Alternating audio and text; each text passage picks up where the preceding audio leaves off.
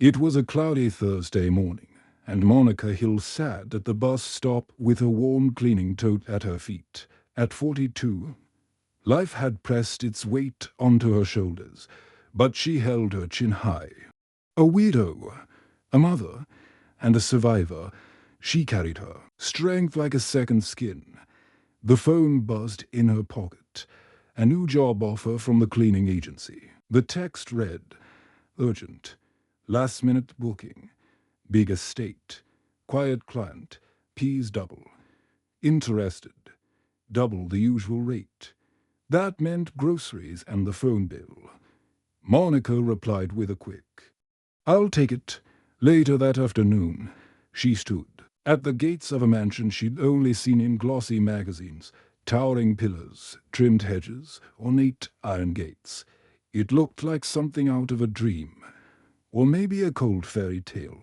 She buzzed in, and the gates creaked open slowly. As her ride rolled up the long driveway, her eyes scanned the massive estate.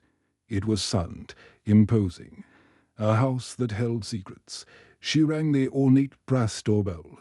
The door opened with a hush, revealing a tall man in his early 50s, sharp suit, graying hair combed back, eyes like frost. "I'm Alexander Dane," he said with little emotion. "You're here to clean." "Yes, sir," Monica said with a polite nod. He opened the door fully, letting her step in. "Stay out of the West Wing. Clean everything else.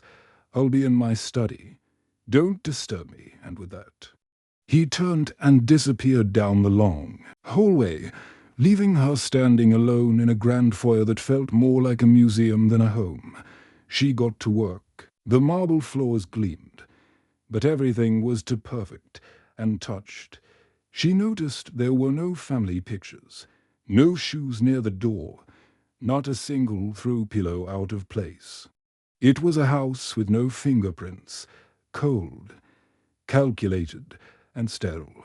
While dusting behind a large antique chest near the stairs, she spotted something half-hidden, a small music box. Curious, she picked it up and turned the key.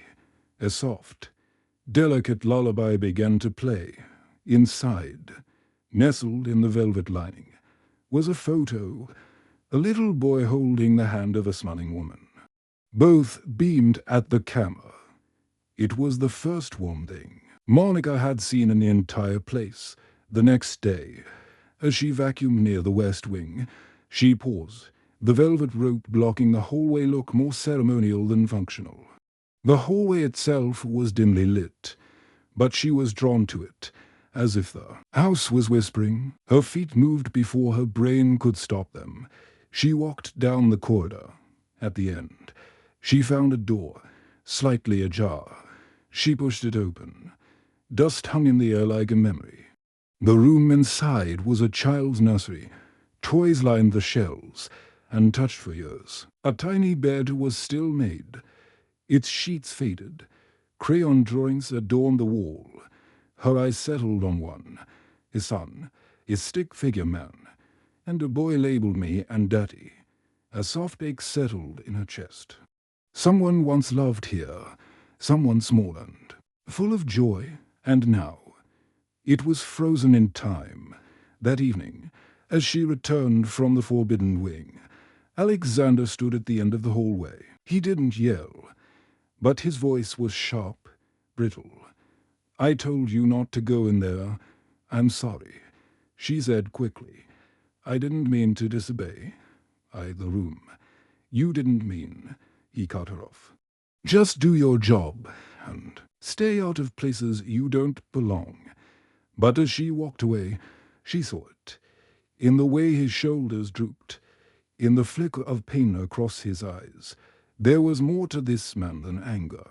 The following morning, to her surprise, he greeted her at the door with a cup of coffee in hand. No suit, just a sweater and slacks. He looked human. "I've fired 3 housekeepers before you," he said bluntly. "They came and left. Didn't care. But you saw something." She said nothing. Just took the coffee and waited. He nodded toward the sunroom and gestured for her to sit. Hesitantly, she did. My son's name was Caleb, he began. He was 6, smart, curious, loved dinosaurs and peanut butter. He drowned in the lake out back 8 years ago. My wife, she left not long after. The words came out like stones. From the bottom of a well. I'm sorry, Monica said softly, her voice warm, truly. I haven't opened that room since the day we buried him. Alexander whispered. There was silence between them, but it wasn't uncomfortable. To people, 2 kinds of loss. A mansion that echoed their silence. Later that week, Monica shared her story too. Her husband had been gunned down in a carjacking while picking up groceries. Her son, Dante, was only 9. Every night I talked to my husband's photo, she said. Still ask him for advice. Alexander actually smiled. Faint Andrea, grief is strange. He said, it freezes time. This house, it's been frozen ever since, over the following days. Monica didn't just clean, she opened windows to let in the sunlight, put fresh flowers in empty vases. She moved a family photo she found in a drawer. Alexander, his wife, and young Caleb, onto the mantel above the fireplace. He didn't scold her. He just stood there, staring at it, for a long time. One day, while she hummed a soft gospel tune in the kitchen, he walked in and leaned on the counter. What's that song? He asked. My grandma's favorite hymn, she replied, still humming. She used to sing it while baking cornbread. Sing it again, he said, and she did, the next week. Monica had an idea. Let's throw a small gathering, she said, a garden party. Some neighbors, laughter, music. Let the house breathe. He almost laughed. A dry, humorless chuckle. This house doesn't do parties. Maybe it's time it does, she said, her smile unwavering. The party happened. String lights swayed above tables. Smooth jazz played from speakers. Monica wore a bright yellow dress. Alexander, surprisingly, wore a soft smile. Neighbors came, curious and stunned. Many hadn't seen Alexander in years. They whispered, is that him? He looks different. He even danced once, just one awkward shuffle. But it made Monica beam. Later that night, after everyone left and rain began to fall softly, the 2 of them stood by the lake, the same lake that took Caleb. Alexander looked out, eyes glassy. I haven't come near this water in 8 years, he said. She took his hand gently. We don't forget them, she said. But we don't stop living either. He nodded. A single tear rolled down his cheek. The next morning, Monica arrived to find an envelope waiting for her. Inside was a letter and a new contract. You're not my cleaner anymore, Alexander told her. You're my house manager. Do what you do best. Keep bringing life into this place. Flexible hours, better pay. Monica laughed, cried, and hugged him. This time, he hugged her back. She noticed a new painting in the hallway one afternoon.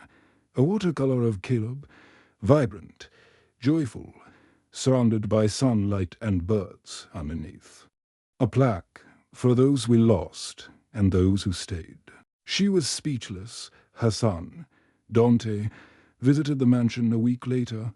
Tall, respectful, and curious, Alexander gave him a tour, showed him his rare book collection, and even played a round of chess. Later that night, Alexander told Dante, Your mom saved me. Dante smiled. Yeah, she does that. Months passed. The house no longer echoed like a tomb. It sang.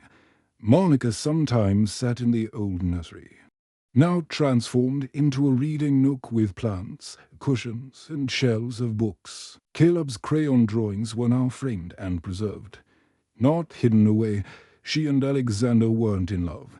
But something was forming. Respect, trust, a bond. He walked her to her car every evening. She stopped calling him Mr. Dane. He called her family. Exactly 1 year after she first stepped foot inside the mansion, they held another garden party. Bigger this time. Monica wore white. Dante played guitar. And Alexander gave a toast. She came here to clean. He said to the crowd, glass raised. But what she did was heal. She didn't just scrub the floors. She brought warmth, forgiveness, life. Everyone clapped. Monica's eyes welled with tears. Daughter's night fell, and the guests left. The camera would pan through the house, a home now. Not just a structure. Laughter echoed. The sunroom glowed with light. The nursery door opened wide. On the wall, a family. Photo, Monica, Alexander, Dante, and Caleb's picture above them. And in the corner, the music box played again. Quietly, soft, healing forever.